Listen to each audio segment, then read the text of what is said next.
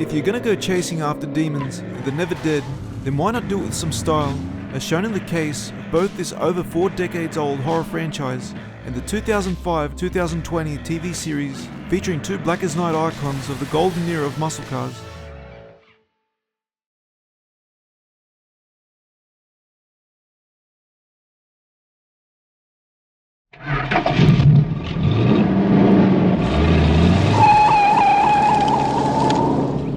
In 1979, a young film director by the name of Don Coscarelli released a horror film about interdimensional creatures on the hunt for bodies to convert into their army of the undead, led by a mortician simply called the Tall Man, played by Angus Scrimm, being hunted down by 2 brothers and their ice cream vendor friend in a franchise that came out at a time when the 80s horror boom was just about to kick off. A graduate from UCLA, Coscarelli had previously made 2 low-budget films before he decided to up his game and go all out in this one-of-a-kind idea. Originally inspired by a dream he had as a teen, being chased by a silver sphere, Coscarelli would continue to interject ideas from his past he wanted to see in this horror story of his. One thing Don wanted to include was something that would become a staple in the series, in the form of a black 1970s Plymouth Cuda. Having been impressed first seeing the car back in high school, when someone showed up one day with the then brand new Cuda, Coscarelli would go on to say he thought it was one of the best looking cars he and his friends had ever seen and wanted, and thought it would be a good inclusion in this new film of his. Finally deciding on a 1971 Cuda with a black in and out colour scheme, Coscarelli was now ready to film his horror experiment with cast and Plymouth in place. Telling the story of a boy named Mike, played by Michael Baldwin, who recently lost both his parents and fears his older brother Jody is going to leave him, he discovers something is not right in his quiet little town. While spying on Jody and friend Reggie, attending a funeral, played by Bill Thornberry and Reggie Bannister, Mike sees that the tall mortician is not all he appears to be and begins to investigate more until he finds out what is really going on. As Mike, Jody and Reggie soon find themselves the target of the tall man's evil scheme and the killer spheres he carries with him. Played out as an almost dream-type scenario where nothing is seen as real, along with an amazing theme score by Fred Myrow and Malcolm Seagrave, Phantasm had struck a chord with audiences and became a modest success. With only a $300,000 budget, the film is said to have grossed between $11 to $22 million worldwide. Circulating for almost a decade, the film would not see a follow-up until 1988, after the rights were obtained by Universal Pictures, who wanted to create a new horror franchise. Not being the hit the studio had hoped for, as it was not seen to be as popular as other 70s and 80s horror series, Phantasm's cult following grew even stronger from there on, however. Opting to take on a story direction more focused on the Mike and Reggie characters, hunting down the Tall Man and his followers via their Plymouth Cuda with a collection of now signature weapons, with the most iconic being Reggie's custom-made 4-barrel shotgun. Phantasm would go back to its low-budget roots and produce 3 more installments, becoming one of the longest-running horror franchises, and perhaps one with the most consistency with its actors and horror villain, along with its demon-hunting 1970s V8 Black Plymouth Cuda.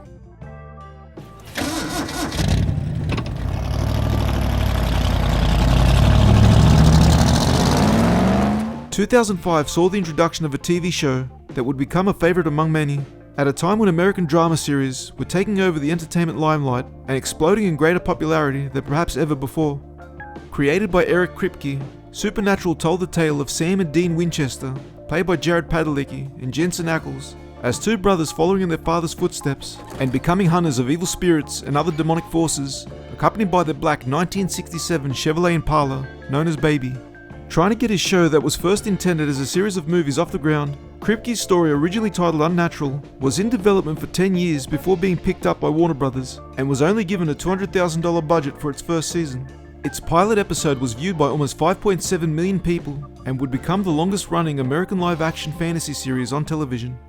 Starting off the series with the death of their mother due to demonic forces, the story would continue over 20 years later, when Sam and Dean had lost contact with their father, who had been originally a demon hunter himself, and got his sons into the family business, and left to the care of Dean his prized Chevy Impala.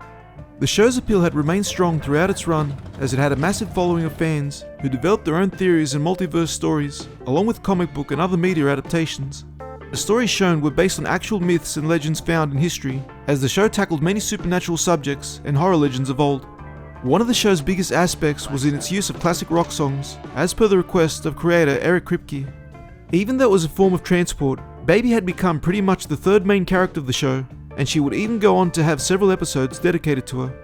Throughout the series, the Impala would go through several demonic possessions, along with different incarnations, such as becoming an homage to Kit from the Knight Rider series, and an animated feature on an episode where the brothers were absorbed into a TV and turned into characters on a Scooby-Doo episode. Originally written to end after 5 seasons, the show's huge popularity meant the series would continue on for another 10 more seasons, as the Winchester brothers would go on many state-to-state adventures, battling evil and coming across an array of characters, such as Lucifer and even God himself. Although many of the cast did not expect the show to last long, to their surprise, its fame kept the show going longer than was to ever be anticipated. Ending its run on November 19th, 2020, Supernatural had produced 327 episodes and has remained a beloved show by many.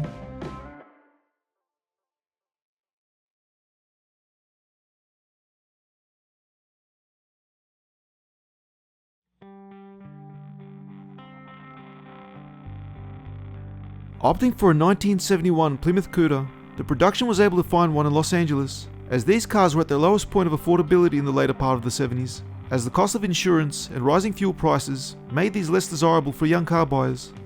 Claimed to have been originally FC7 in violet with white interior, changed to all black to fit the dark tone of the film, with an additional gold leaf pinstriping added courtesy of actor Bill Thornberry's brother, the Plymouth was given a 440 6-pack badge, though actually carrying a 340 V8 with 290 horsepower and a Hurst pistol grip 4-speed with a set of Krager chrome wheels. In addition, the Cuda was given rear quarter flares and had a removable sunroof installed.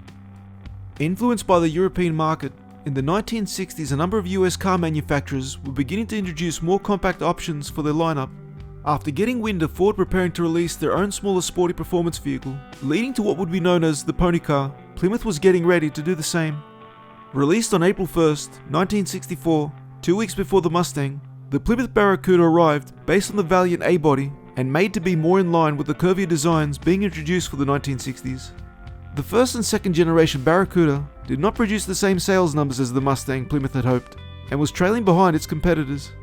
The Plymouth Barracuda's popularity did improve, however, come 1970 and 71, when the third generation was introduced with a new radical redesign done by John Hurwitz and Donald Hood, and was now based on the Chrysler E-body, which it shared with the Dodge Challenger. Coming out in 3 series, with 9 engine options available, the 1970 Cuda was optional with 5 V8 engines, its most famous being the 426 Hemi, which produced 425 horsepower. When it came to the 71 Cuda, Plymouth added a little extra to its overall appearance, with its iconic grilled fenders, changing the front grille design, which now came in 9 different color options, and dual headlamps, the only year the third generation Barracuda was supplied as such. 1971 would see slight performance output lowering, and would be the last year Chrysler's Hemi 426 would be offered. Eventually coming to its production end in 1974, thanks to a decline in sales, and with the all too famous 1970s oil crisis that had meant big sporty gas-guzzling pony and Mopar cars with large horsepower output range were no longer the desired option, and many of the once famous performance muscle icons were fading into history. In 1988, Phantasm would get a sequel after almost 10 years since the release of the original film, with the 1971 Cuda being needed once more, with 3 replacements said to be obtained to stand in for the long since gone original Plymouth.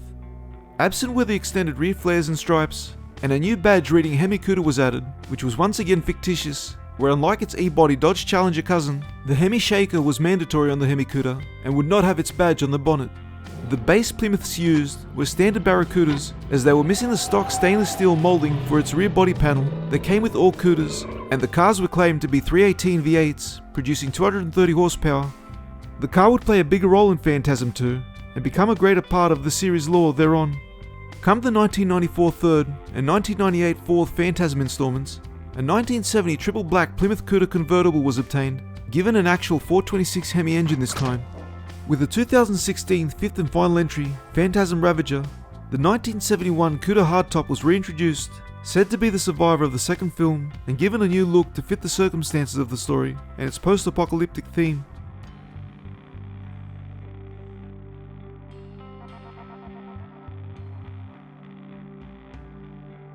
When it came time to pick what chariot the Winchester brothers would drive in Supernatural, show creator Eric Kripke had originally envisioned a 65 Mustang, but had soon changed his mind after an acquaintance of his suggested a Chevy Impala, as it could easily fit a body in its trunk. Said to be a 327 4-barrel V8 with 275 horsepower on the show, the main stunt cars used would actually carry a 502 cubic inch V8 GM crate engine, outputting over 460 horsepower. The main hero car had been said to be given a 427 later in the series, and the original 1967 Chevrolet Impala sports sedan bought for the pilot was obtained from a family in Farmingdale, New Jersey, and was originally painted in baby blue with matching interior until it was changed into the Impala the world came to know and love. First starting out in 1958 as a Chevrolet Bel Air Impala, which at the time was a higher option package to the standard Bel Air as a sport coupe and convertible model, which came with its highest option of a 348 cubic inch turbo thrust V8 engine with an output of 250 horsepower. Come 1959, the Impala would become its own standalone model and was now in its second generation. In 1961, the third generation Impala was introduced, and along with the now car collector famous SS or Super Sport package, which many argue make the 1961 third generation Chevrolet Impala SS the first truly American produced muscle car, with its 409 V8 producing 360 horsepower. Part of the fourth generation, the 1967 Chevrolet Impala was redesigned to be in line with the new Coke bottle styling being introduced at the time. The 67 Impala came with 5 capacity engine options available, with its highest engine offered in the Impala SS model being the 427 turbojet V8 producing 385 horsepower. Becoming a staple of the Chevrolet brand for GM, the Impala had been in production for over 6 decades, with 10 generations, until finally ending its run in 2020, where the line was discontinued as the market interest moved towards SUVs, and the low production numbers being sold could no longer justify the model. With the 1967 Chevy Impala selected and painted black, ready for use on Supernatural, it was now a question of how well was it going to be received. Shown to be originally bought by their father John over a VW van, thanks to some persuasion by a time-travelling Dean, the 67 Chevy had been with the Winchester family ever since 1973 and would stay on and be passed down to Dean for his 18th birthday. Slightly worse for wear from the pilot onwards, the Impala would get a makeover after the final episode of Season 1 where it was totaled by a semi. Not wanting to replace her, Dean would rebuild Baby from the ground up and would return more badass than ever before. Hidden inside the trunk was an array of weapons the brothers would use for hunting, ranging from shotguns and pistols to wooden stakes and holy water, with its most notable inclusion being the Colt 1836 Texas Patterson revolver, used as the ultimate demon killer. With several Impalas used for different needs, it has been said around 9 were on set at any given time, with 3 built for stunts, 3 as hero cars, and others for wrecks and interior shots.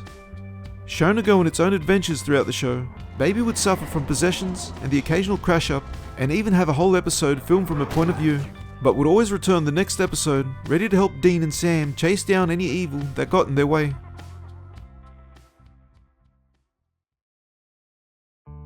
Not being seen as famous as its horror film contemporaries en masse, Phantasm and its tall man with its silver spheres has its loyal following, however, who are some of the most die-hard fans around. Not making the greatest of impacts at the box office in most of its entries outside the first movie, there are those who have different installments of their favourite film of the franchise, and their favourite version of the Plymouth when the discussion of preference is brought up among those who love the series. Varying between years, as shown in parts 3 and 4, the 1971 Plymouth Cuda became the signature model for Phantasm, and the one most affiliated by fans of the series, who when making a tribute Cuda, more often choose the 71 as their hero car of choice. Currently in the possession of director Don Coscarelli, the 1970 and 71 Phantasm Cudas occasionally are taken out for public display and remain part of his cherished collection. The whereabouts of the original Phantasm Cuda, however, has remained a mystery. Once production of the first film ended, it found its way into the hands of art director David Gavin Brown, who later sold it to real estate broker James Baker for a price of $2,500, where it was later said to be traded and never to be seen again. Interestingly, the Cuda would make one final screen appearance in 1981, as the last time the car would be spotted and confirmed was in Season 4, Episode 9 of the hit 80s series Chips, making a background cameo appearance at a used car dealership. Since then, it is thought that the Cuda is lost to the ages, and its current state is listed as unknown and likely destroyed. Being part of history, as they are seen as the last of the pony cars of the muscle car golden era, the 1970 to 71 Plymouth Cudas now fetch a great price at auction, and their rarity is becoming greater with each passing year, something that is now being seen in the 1967 Chevy Impala, mostly due to its use in Supernatural. When it comes to the 2005 to 2020 TV series, Supernatural has become famous the world over, and one of the few franchises that has little in terms of negative views or feedback from critics and fans alike. Exceeding expectations with its humble beginnings, the show went on for another 10 more seasons past its original use-by expiration date, as it seemed no one could foresee the cultural phenomenon it was to become. Having gone through its share of Impalas, The character of Baby is just as remembered as the characters of Dean and Sam in Supernatural, and its attachment to those who took part in the show is evident when, thanks to the request of the main leads, both were given their own last of the remaining Impalas when the show had ended, with Jensen Ackles getting his hands on the hero car, as he is more than happy to take it out on occasion to car shows and other fan events for all to see and appreciate. Although perhaps not as desired in the muscle car world as the Plymouth Cuda is, the 1967 Chevy Impala and its involvement in Supernatural represents a return to form, or perhaps unfortunately, the last of the classic muscle cars shown as a character in a horror-based movie or series, which is now a rarity in this day and age, yet is still appealing to many. Most likely being inspired by the Cuda itself from the Phantasm franchise, the idea of the black muscle car, used as a means to hunt and track down the undead and demons of lore, as shown with Baby and Supernatural, makes it difficult to suggest which one of these horror icons deserves to be seen as the ultimate ride for those seeking to rid the world of evil. Yet no matter the choice between the Cuda or the Impala, it reminds us, the audience, if you're going to risk your eternal soul to fight monsters, then why not do it with some style? If you enjoyed this video, be sure to hit the like, subscribe and bell icon in order to help this channel grow and to bring you more content such as this one, as your support is what keeps this channel going.